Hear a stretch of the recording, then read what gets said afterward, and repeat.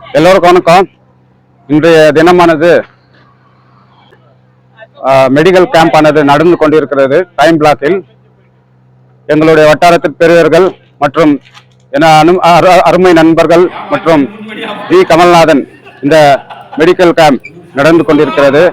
இதை ஏற்படுத்தி கொடுத்த நம்முடைய கவுன்சிலர் மோகன்ராஜ் அவர்களுக்கு நன்றி தெரிவித்துக் கொண்டு, மற்றும் மிக முக்கியமாக ஜாலப்பா ஹாஸ்பிட்டல் அவர்களுக்கும், லட்சுமணன் PRO அவர்களுக்கும், கார்த்திகன் டாக்டர் அவர்களுக்கும் மிகவும் நன்றி தெரிவித்துக் கொண்டு, ஜனங்க இந்த மெடிக்கல் கேம்பை யூஸ் பண்ணிக்கின்னு அவங்களுடைய நோய் நொடி எல்லாம் தீர்க்கறதுக்கான ஒரு நல்ல வசதியை ஏற்படுத்தி கொடுத்துக்கிறாங்க ஜாலப்பா ஹாஸ்பிட்டல். அவங்க ஏன் இந்த மெடிக்கல் கேம்ப் நடத்துறோம்னா,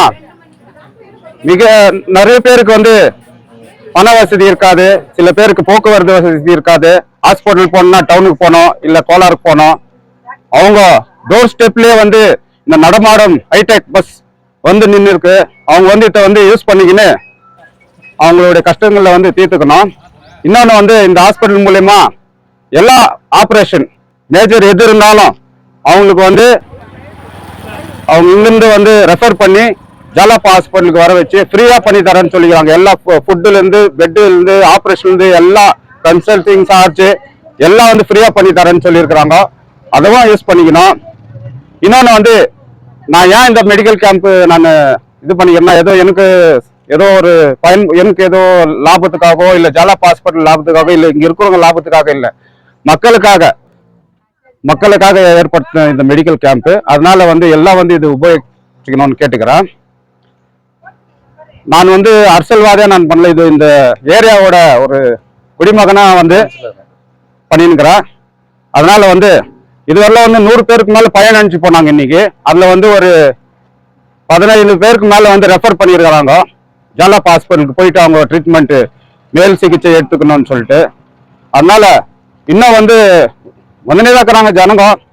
இதோட அருமை கொஞ்சம் கொஞ்சமா அவங்க தெரிஞ்சுட்டு வந்துருக்கிறாங்க. அதனால எல்லாரும் வரணும்னு சொல்லி கேட்டுக்கின்னு இது மேலும் தொடரும்.